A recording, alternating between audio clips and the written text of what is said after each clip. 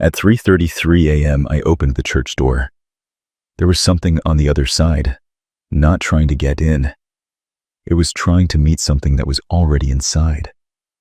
I need to tell you how I ended up standing in that doorway, because if I don't say this out loud to someone, it's going to eat me alive. And Easter is 3 days from now. So here it is.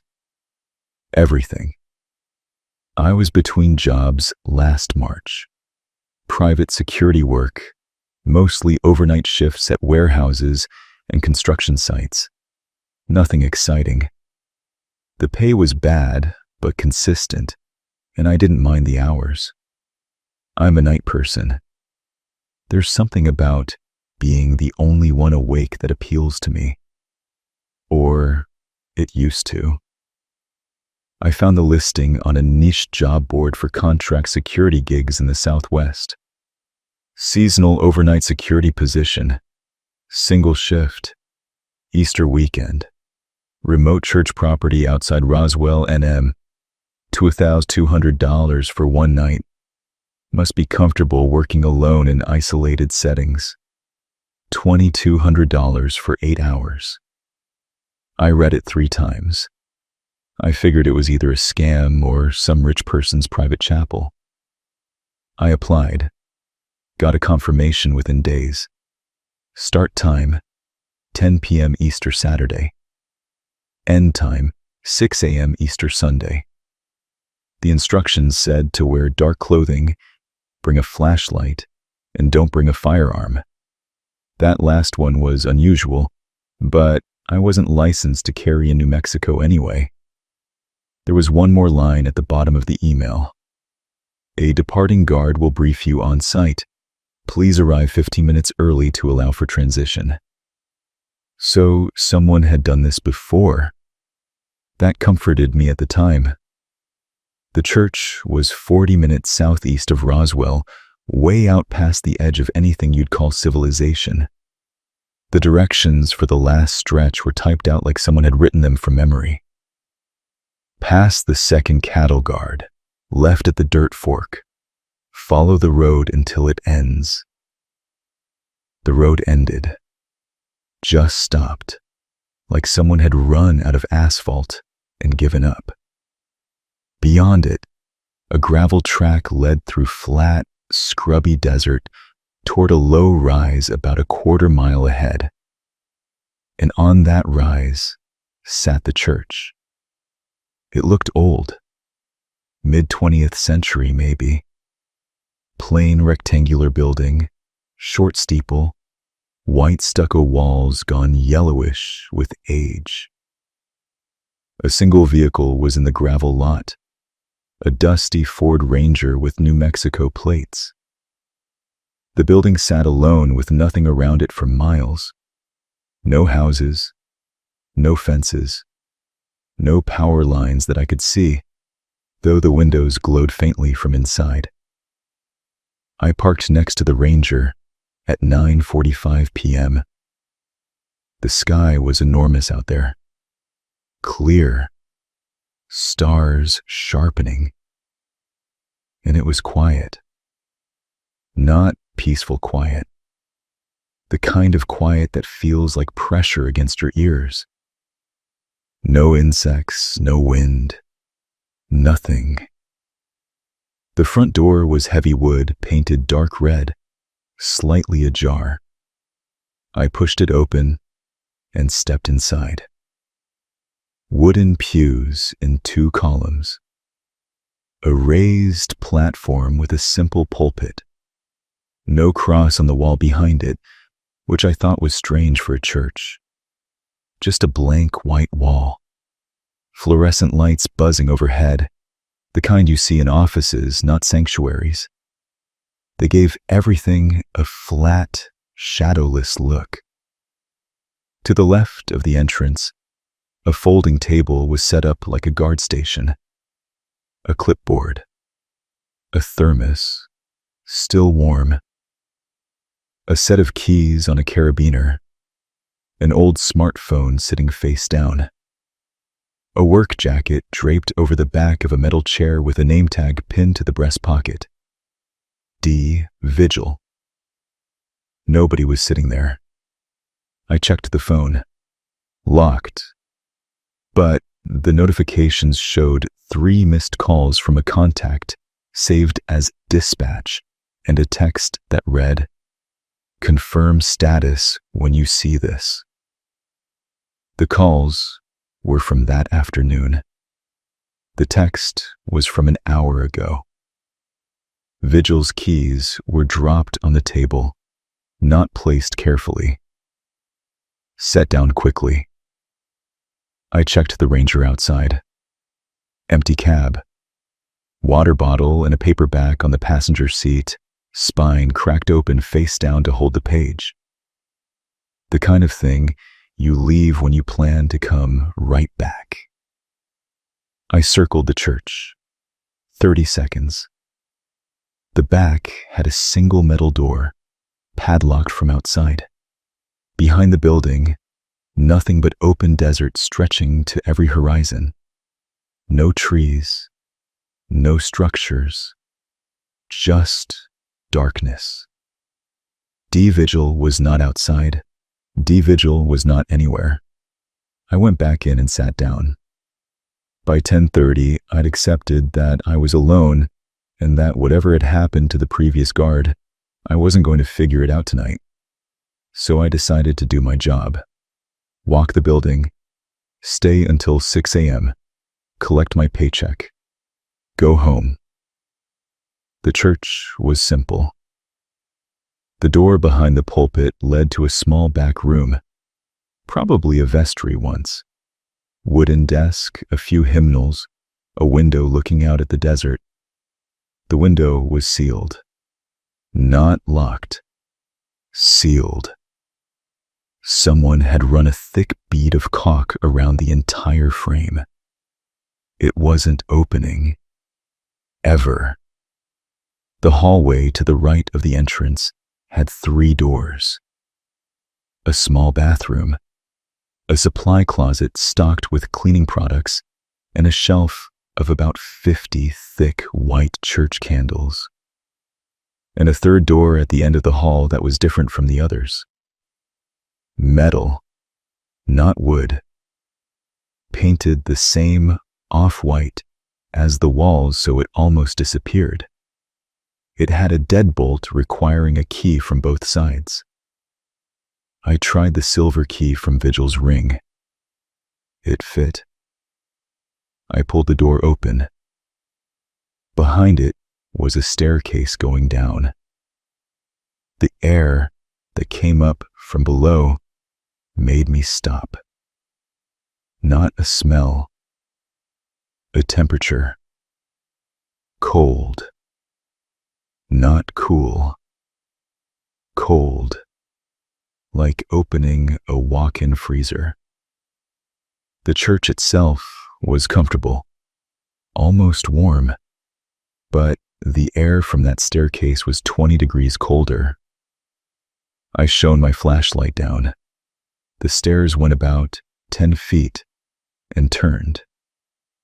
I couldn't see beyond the turn. I closed the door, locked it. I don't know why I locked it so instinctively. Something in me just decided that door should stay locked, and I listened without questioning it.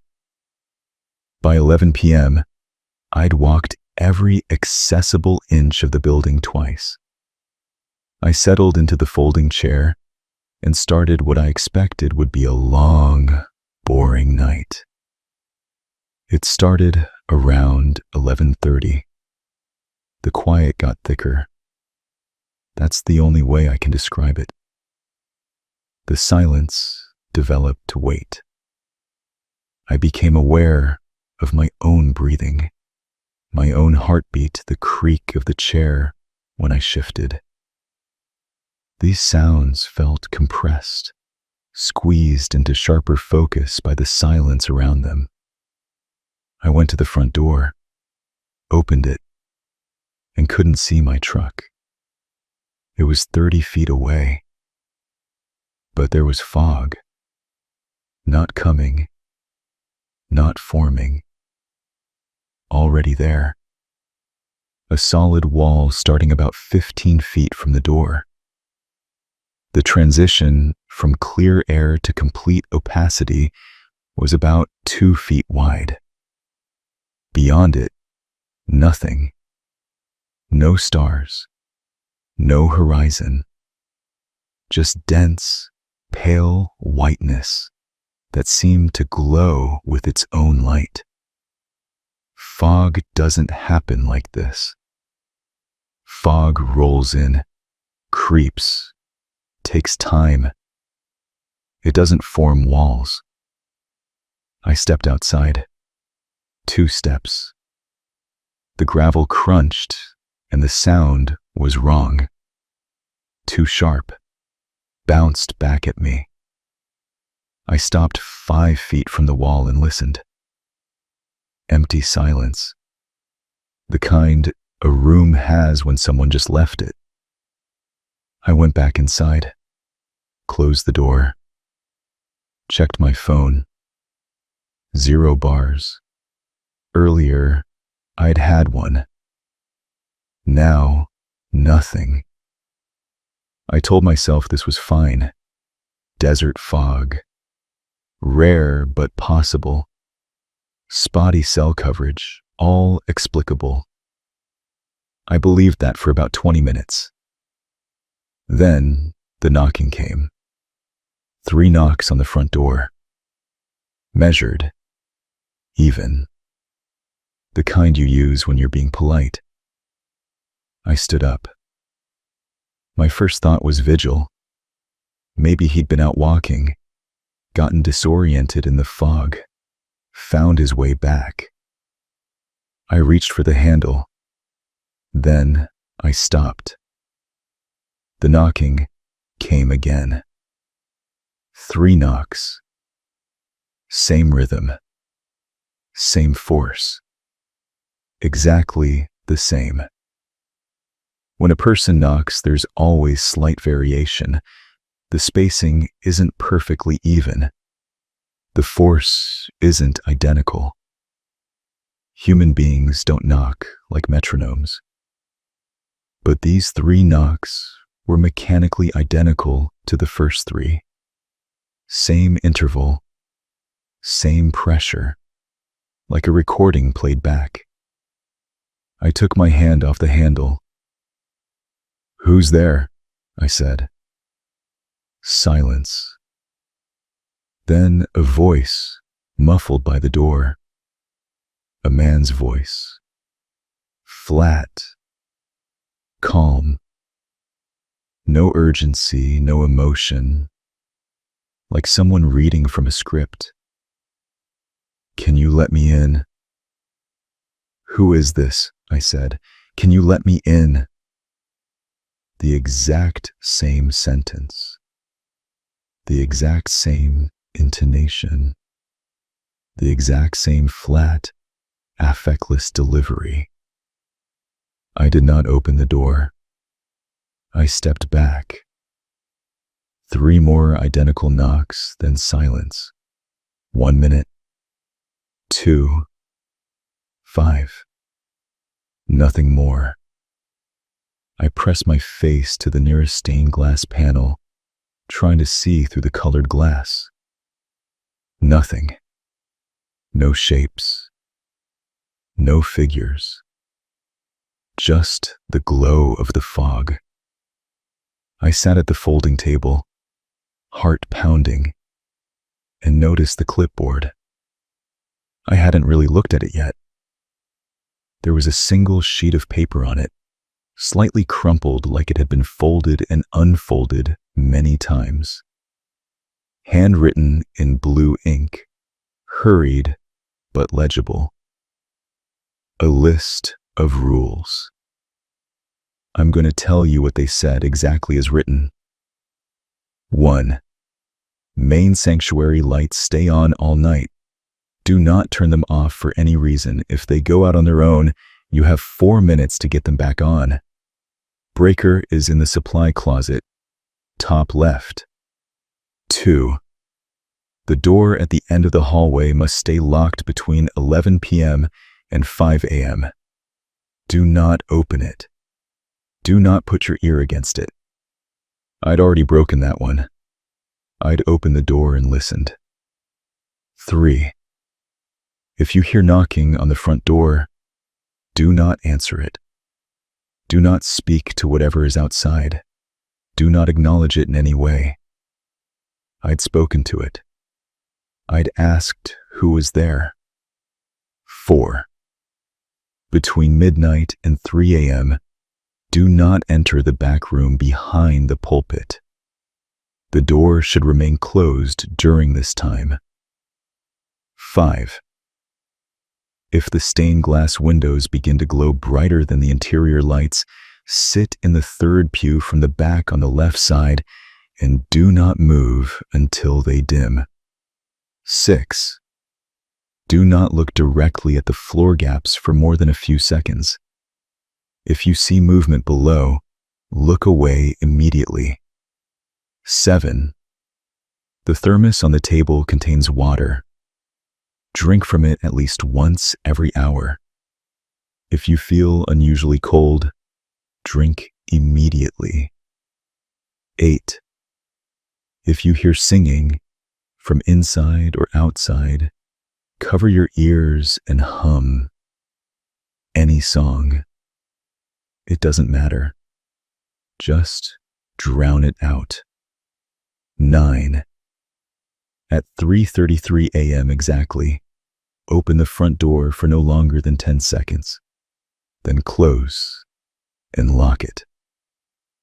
This is not optional. 10. Do not pray inside this building. Do not recite any scripture.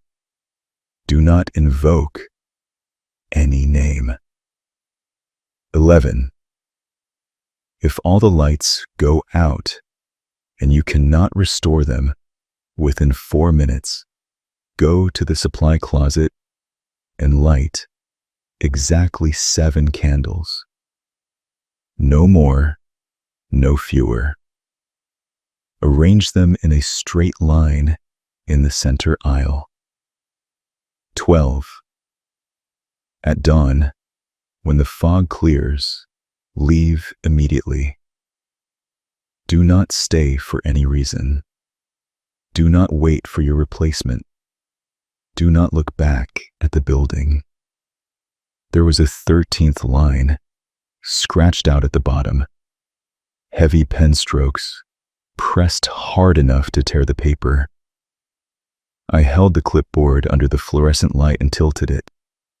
Most of it was illegible, but one word had survived, scratched deeper than the rest, visible in the grooves of the paper, even beneath the ink that tried to kill it. Transfer. Below the list in smaller handwriting.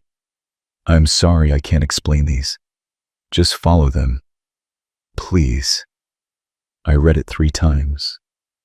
The first time, I thought it was hazing. The second time, I thought about the fog and the knocking and the voice that repeated itself with machine precision. The third time, I felt the cold. Not from the basement door, from inside me.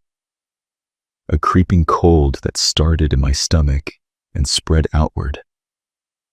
I remembered Rule 7, picked up the thermos and drank. Just water, room temperature and tasteless, but within 30 seconds the cold receded, like something unwinding its grip. I set the thermos down and I was afraid in a new way. Not the adrenaline fear of a strange noise, the deep, patient fear of someone who has realized they are in a situation they do not understand and cannot control. At 12:15 a.m., the sounds began inside the church. A creak from the hallway, then scraping under the floor, directly under my feet. Something heavy being dragged, moving slowly from beneath the pulpit toward my station. As it passed below me, The floorboards vibrated. It stopped. Silence. I looked at the floor. Old wooden planks, warped, fitted with slight gaps. Faint light seeped through some of them. The basement extended under the entire sanctuary. Whatever was down there had room to move. The scraping became tapping, rhythmic, tap, tap, tap, starting near the pulpit, traveling the length of the center aisle, reversing, back and forth. Something was pacing beneath me. At 1:15, the knocking on the front door returned. 3 knocks. I said nothing this time. Then the voice came. "Can you let me in?" Same flat delivery. I stared straight ahead. "Please, I'm lost. I need help." That was new and different. There was inflection now, a slight tremor, something that sounded like genuine desperation. I almost stood up. If someone was actually lost in the fog in the desert, ignoring them could kill them. But I remembered the first time. The mechanical knocking. The repeated phrase, whatever was out there had started with a flat script and was now adding nuance, adding emotion. It was learning. "I can see the light inside. I know you're there." I pressed my palms flat on the table. "It's cold out here. Please." Silence. Then a palm pressed flat against the outside of the door. Not a knock. A slow, firm press. The wood creaked.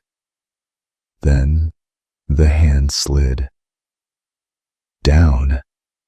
Slowly. The friction of skin against painted wood, from head height to waist height. Then nothing. I didn't move for 10 minutes. I could feel it there. A weight against the door. Something standing close and waiting. Eventually, the feeling faded, leaked away like warmth from an opened room.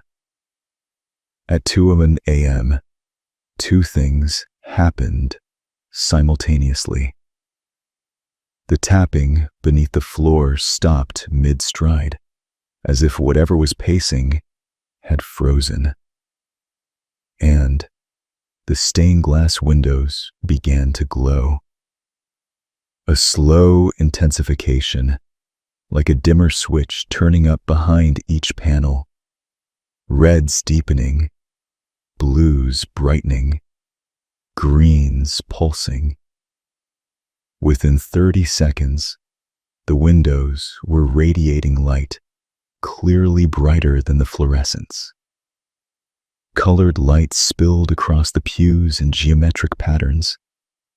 Crimson, cobalt, emerald, painting the wood in lurid streaks. Rule 5. 3rd pew from the back, left side. I slid in and sat down. The pew was hard and cold. The colors shifted, and for a moment the patterns formed shapes, not geometric, organic. Silhouettes moving across the floor and walls with slow, deliberate grace. I let my eyes go soft, unfocused, and the shapes moved around me, across me, through me. I felt nothing. No cold, no fear. Just a vast, deep stillness pressing down like water. Then, from directly beneath my pew, a voice. Not the mechanical one from outside. This came from the basement. Whispering. I couldn't make out words, too faint, too distorted by layers of wood and air. But it was unmistakably human. And it sounded like it was saying my name. I gripped the pew in front of me, stared at the wall, did not look down. The whispering continued for 2 minutes. Then the windows dimmed, and the colored light drained from the walls like water from a basin. I went back to my station and drank from the thermos. The water tasted faintly metallic, or maybe that was just the fear in my mouth. It was 2:18 a.m., 75 minutes until I had to open the front door. I turned the clipboard over. On the back, in different handwriting, in pencil, faded and smudged as if they'd been there much longer than the rules on the front, were notes, not instructions, observations. Been doing this for 11 years, each time worse than the last. Fog comes earlier now. Used to be 2 a.m., now midnight or before. Do not let anyone open the door before 3:33. The timing matters. Off by even a minute and the pressure doesn't equalize. I think Martinez found that out in 2009. The singing started in 2014. It wasn't always part of it. Something new, something adapting. I asked Father Dominguez what's down there. He said it was here before the church, before Roswell, before anything. He said the church was built on it, not for it. He said the fog is older than the desert. 7 candles, not 6, not 8. 7. Dominguez said 7 is the number of completion, or containment. He wasn't sure which. If you're reading this, I'm probably gone. Don't feel bad. I lasted longer than most. The last line was pressed hard into the paper. It doesn't want to hurt you. It wants to leave. Don't let it. I put the clipboard down. This had been happening for years, decades. A succession of people coming to this church every Easter to follow these rules and keep something contained. And they were disappearing. That scratched out word floated back to me. Transfer. I didn't want to think about what it meant. Not yet. At 2:30, the tapping started again beneath the floor. Faster now. Purposeful. At 2:45, the front door knocking returned. Continuous this time. 1 knock every 5 seconds. Steady. Patient. Like a clock ticking. At 2:50, the temperature started dropping. I could see my breath. The thermos water didn't help. The cold was coming from the building itself. At 3 AG, the backroom door opened. I was looking at it when it happened. The door behind the pulpit swung inward about 6 inches. The room beyond was completely dark. Not the kind your eyes adjust to. The kind that stays dark no matter how long you look, as if filled with something that consumed light. The knocking continued. The tapping beneath the floor quickened. The back room gaped open. I was surrounded. Outside, below, and behind me. 3 points closing in. At 3:10, the knocking stopped. In its place, from every direction outside, a low, resonant hum, not mechanical, organic, like a chord played on an instrument too large to exist. The windows trembled. The pews hummed in sympathy. From below the floor, a response, a low, sustained moan, deep and vast, and it harmonized with the outside hum. Two sounds finding each other, matching frequencies. They were communicating. The thing outside and the thing below were talking to each other through the walls of the church. The windows blazed, all at once. Colors wrong now. The reds shifted to something between rust and bruise.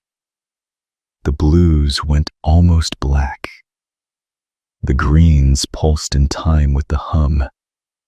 The light on the floor was thick, and the geometric patterns writhed. The building shook, not like an earthquake, like something trying to vibrate at just the right frequency to shake itself apart. A fluorescent tube popped. The far end of the sanctuary went dark. Rule 1. 4 minutes. Breaker in the supply closet. I ran to the hallway, found the breaker box exactly where the rules said. One switch tripped. I flipped it. The dead tube hummed back to life. When I stepped out of the supply closet, I looked down the hall. The metal door was open. 3 inches. The deadbolt I had personally locked was retracted. Cold air poured through the gap like invisible water, pooling at my feet. And through the gap, rising up the concrete staircase, I heard footsteps. Slow, heavy, ascending. I reached the door in 3 steps and slammed it shut. The cold hit me like a wave. My hands were numb. The key ring, I'd left it on the folding table, 30 feet away. The door pushed against me from the other side. Not hard, not sudden, just pressure. Steady, relentless, like something that had all the time in the world. I braced my shoulder against the metal and pushed back. Frost formed on the surface around my hands. The metal burned with cold. I'm 6'1", 220. I'm not weak. But whatever was on the other side was pushing me back. Not with force, but with weight. Like the entire basement was rising, compressing upward through that narrow doorway. I checked my watch. 3:31. 2 minutes until I had to open the front door. Rule 9. Not optional.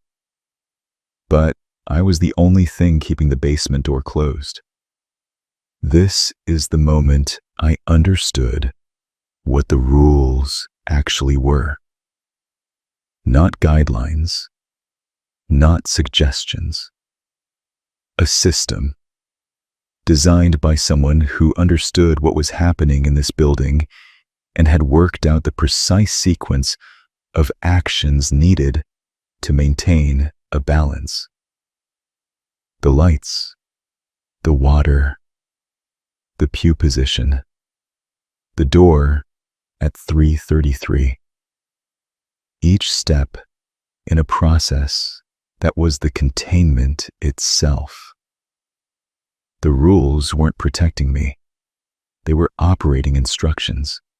And I was the operator. 3:32. The hinges groaned. The frame cracked. Through the gap at the bottom, cold air flowed like dry ice vapor. And in the vapor, Something darker. A shadow. Close. I let go and ran. I sprinted down the hallway. Behind me, the metal door slammed open and hit the wall like a gunshot. Cold air billowed after me. The hallway fluorescents popped in rapid succession, and the hall went dark. I didn't look back. I grabbed the key ring from the table, ran to the front door, checked my watch. 3:33.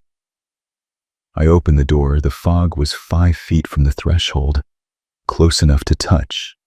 It churned slowly, thick as cream, and in its depths, I could see shapes. Not solid. Suggestions. Outlines that almost resolved into forms before dissolving. Like faces in clouds, but intentional. I held the door open. The cold from the hallway was spreading into the sanctuary behind me, rolling across the floor, reaching for the open door. The fog responded. Pulsed. The shapes within it sharpened. Something that looked like a hand, something that looked like a mouth. From the hallway behind me, a sound I don't have a word for. The same moan from below the floor, but above ground now in open air. Loud. The pews vibrated. The stained glass rattled. The lights flickered wildly. 7 seconds. 8. 9. The fog reached the threshold. Cold from inside met fog from outside, and the air between them warped, shimmered like heat haze made of cold. The moan and the hum collided at the doorway and produced a frequency that existed below hearing and above it simultaneously, felt in every cell. And for one terrible, crystalline moment, I understood what I was standing between. The fog wasn't trying to get in. The thing in the basement wasn't trying to get out. They were trying to reach each other. The fog was the boundary. It had formed around the church, not to trap me, but to hold a perimeter. The church was the container. The fog was the seal. And the door opening at 3:33 was a pressure valve, a controlled release. A moment where the tension between inside and outside equalized just enough, just briefly, to prevent the whole system from rupturing. 10 seconds. I slammed the door shut and locked it. The collision cut off like a switch. The moan warped and began to retreat, pulling back down the hallway toward the basement. I ran to the metal door. It was wide open, darkness pouring from it. But the cold was receding, pulling back down the stairs like a tide going out. The shadow in the vapor was sinking, descending. I waited until the air felt normal. Then I slammed the door and locked it. The hallway fluorescents were blown, dead. Broken glass on the tile. But the sanctuary lights held, flickering, buzzing, but on. I sat down and drank from the thermos. The water was warm now, almost hot. The cold drained out of me. Feeling returned to my fingers. 3:36 a.m. 2.5 hours until dawn. Everything stopped. Not gradually, immediately. like a storm passing. The knocking, the moaning, the vibration, all of it gone, replaced by a thin, fragile silence. The quiet in a hospital room when the monitors have stopped. Nobody's said it yet. I sat there and thought about what I now understood. The church wasn't a church. It hadn't been for a long time, if it ever was. The pews, the pulpit, the stained glass, trappings, camouflage. What this building actually was, what it functioned as, was a container. And once a year, on Easter, the containment weakened. The fog came. The thing woke up. And someone had to be here to follow the rules and keep the balance for one night. I wasn't a guard. I was a component, a human-shaped part of a machine. And the previous guard, Vigil, had either figured this out and broken, or had broken a rule and suffered a consequence I couldn't see. His truck was still outside. He hadn't driven away. Transfer. At 4:45, I heard the singing. From everywhere and nowhere. From the walls and from inside my own skull. Voices singing something I almost recognized. A melody that felt ancient and simple, but the words were in no language I knew. They weren't words at all. They were sounds shaped like words. Sounds my brain tried to parse as language and failed. Rule 8. I clamped my hands over my ears and started humming. A jingle from a truck commercial. Irritating, catchy, blessedly mundane. The singing fought back, sinking below my humming, finding frequencies my hands couldn't block. I felt it in my rib cage. It was trying to harmonize with my body the way the fog had harmonized with the basement moan. I hummed harder, changed melodies, filled every gap. After 5 minutes, it dissolved. The silence that replaced it felt clean. At 5:30, the fog was mist. By 5:55, it was nearly gone. I opened the front door to a pale gold sunrise and a desert stretching clean and empty in every direction. The gravel lot glistened with moisture, strange for the desert. My truck, the Ranger, the world coming back. The relief was physical. My whole body unclenched at once, and I almost staggered. Then I looked down. I know the rule said don't, but it was involuntary. Through a thin crack between two floorboards, directly below where I stood, I saw something, an eye, looking up at me. Not human, too large. The iris was the same rust-bruised red I'd seen in the stained glass. The pupil was vast, a black hole rimmed in that impossible color, and it was focused on me with an intensity that felt like gravity. I jerked my head away. 2 seconds. That's all it was. But in those 2 seconds, I saw something I will never be able to unfeel. The eye wasn't angry. It wasn't menacing. It was desperate, pleading.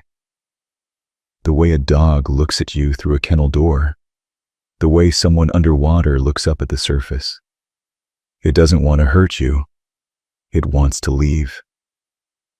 Rule 12 said leave immediately. Don't stay.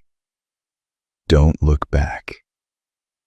I got in my truck and drove. Gravel to dirt to county, road to highway. The world came back in layers. Fences, then power lines, then houses, then gas stations and people. I didn't look back. Not once. The money arrived 3 days later. $2,200. No note, no follow-up, no debrief. I tried replying to the email address a week later. It bounced. Address not found. The job listing was gone. The management company didn't exist.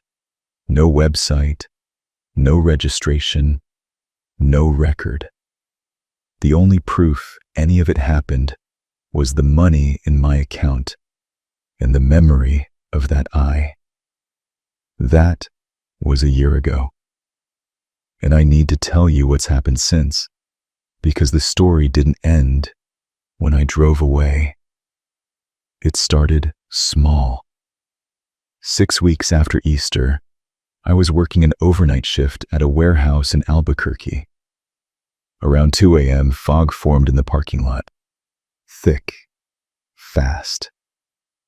It stopped about 15 feet from where I was standing. I went inside and locked the door. By morning, it was gone. I told myself it was coincidence. A month later, it happened again.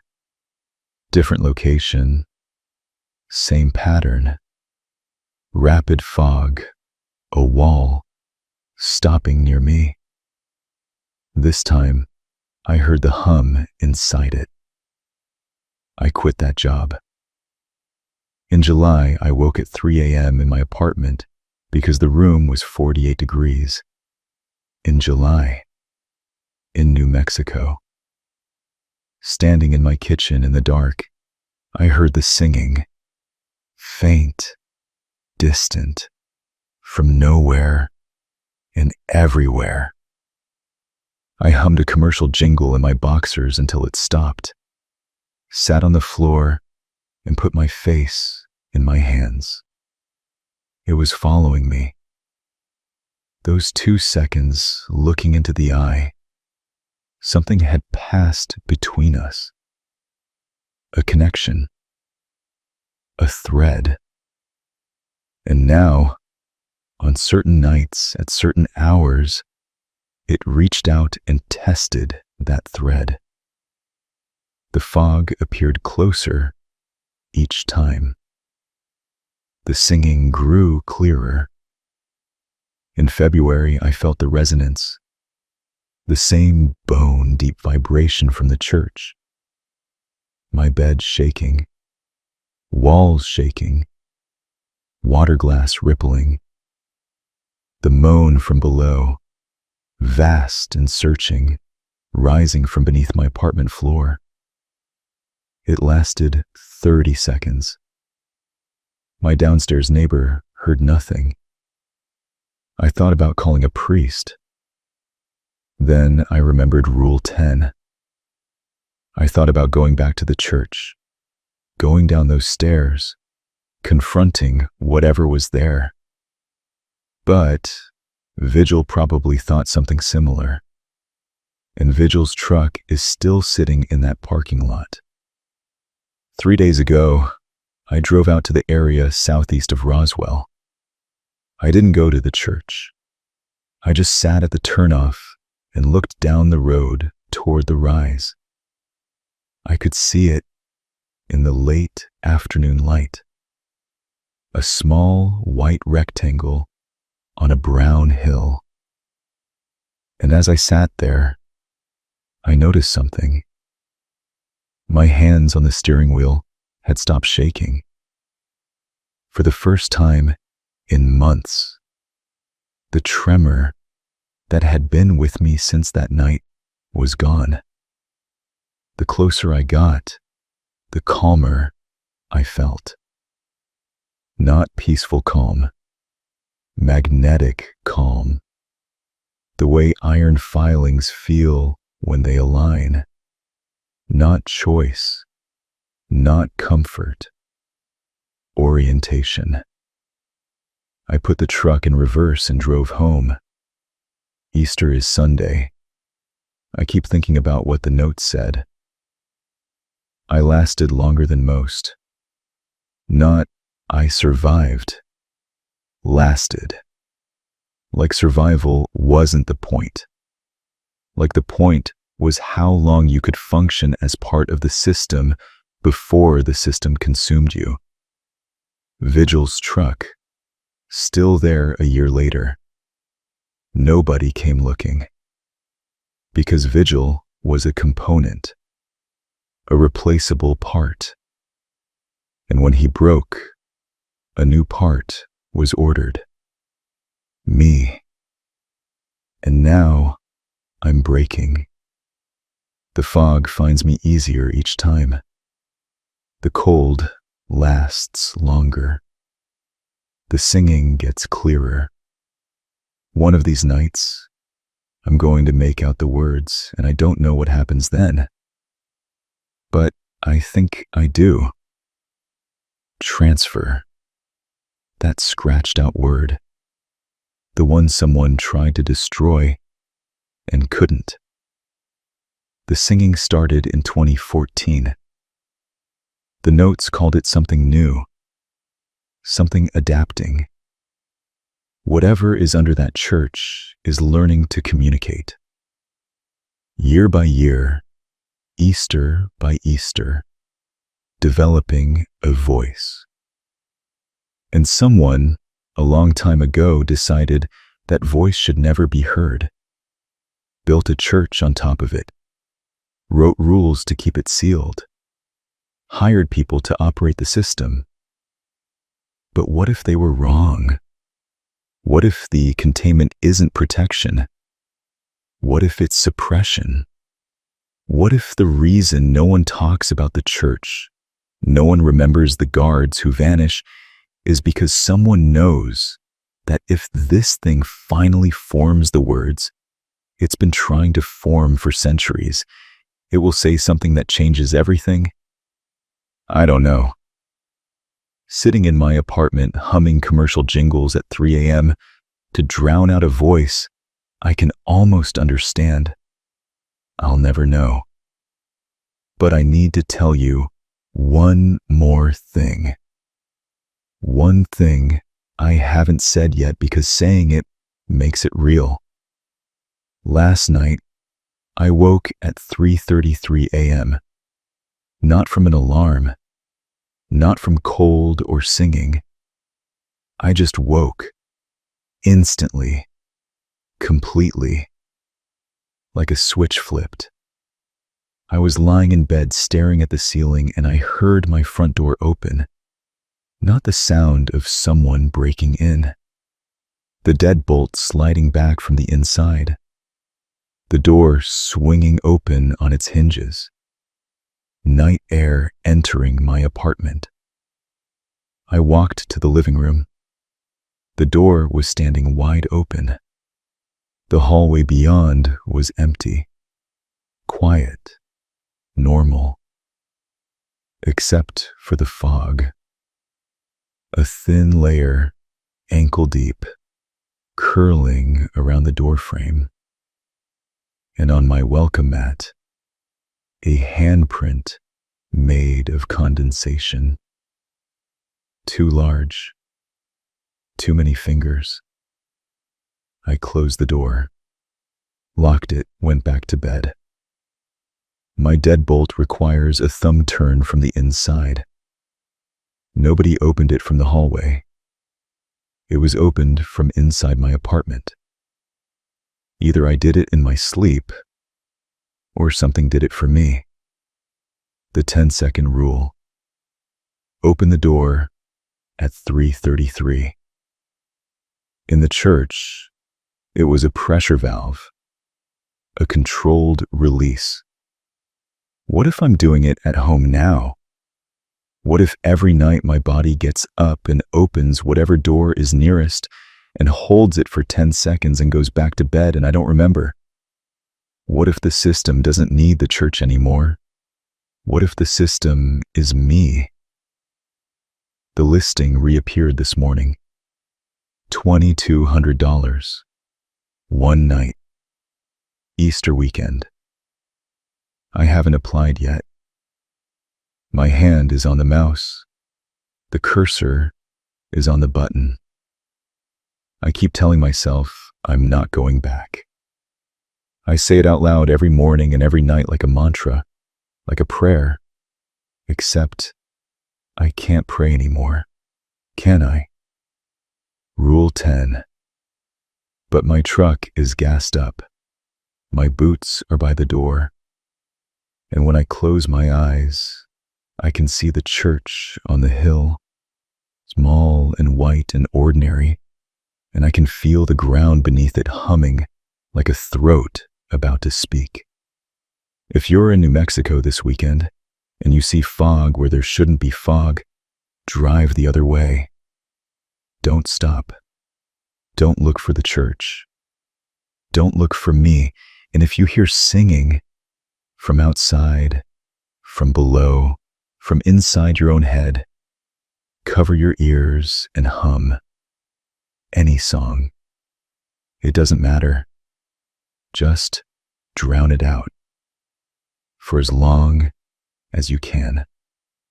Last night at 3:33, I opened my front door again.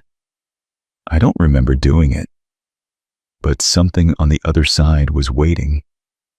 And this time, it wasn't outside.